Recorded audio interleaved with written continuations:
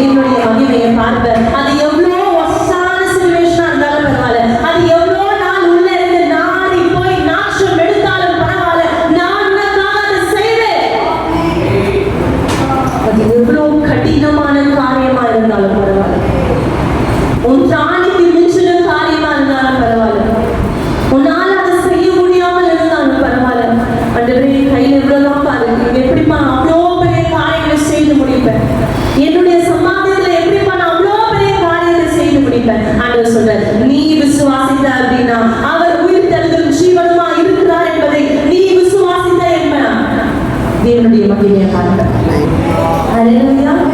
கல்ல புரட்டி போட்ட பின்பு வார்த்தை வருது, லாசருவே முடிஞ்சிச்சு.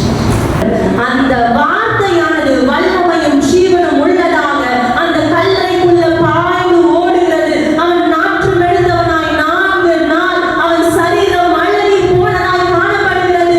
இதுவரைக்கும் செய்யப்படாத ஒரு அற்புதம். அந்த வார்த்தை என்ன பண்ணுதுன்னா ஜீவன் உள்ளதாய் போய் அவனை ஜீவனாக என்ன பண்ணுது, அந்த வார்த்தை உள்ள போய் ஐயோ 4 வெளியே வந்துருச்சா, ஐயோ இது 4 நாள் ஆயிடுச்சு வெளியே வந்துருச்சா, அவர் சொல்லிட்டாரு வெளியவான்னு சொல்லிட்டாரு, இப்ப உள்ள போயிடுச்சு. ஐயோ இது ரொம்ப கஷ்டம்ப்பா, ஐயோ இதெல்லாம் முடியாது, இதெல்லாம் தேராது அப்படின்னு சொல்லி வெளியே வந்துருச்சா, இதெல்லாம் நடத்த முடியாது ரொம்ப கஷ்டம் அப்படின்னு வெளியே வந்துருச்சா?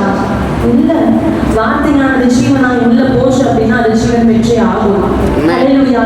ஏன்னா தேவனுடைய வார்த்தையானது அது ஜீவனும் வல்லமையுமா இருக்கிறது. அவர் உங்க சிரசின் மேல வைத்த அவ்வளோ ஆசீர்வாதங்களும் சகல வார்த்தையும் ஜீவனுள்ளதாயும் வல்லமையுள்ளதாயும் இன்றைக்கும் அது ஜீவித்துக் கொண்டு இருக்கிறது என்பதை எழுப்பட விசுவாசி. ஏன்னா அந்த வார்த்தையால கூடாதது ஒன்றுமே கிடையாது, அந்த வார்த்தையால கூடாதது ஒன்றுமே கிடையாது. இதோ உயிரோடு இருக்கிறவரை நீ ஏன் மரித்தோரிடத்தில் தேடுகிறாய்? உனக்கு முன்னாடி உயிர்த்தெழுதலும் ஜீவனுமாய் நின்று கொண்டிருக்கிறார். ஹல்லேலூயா.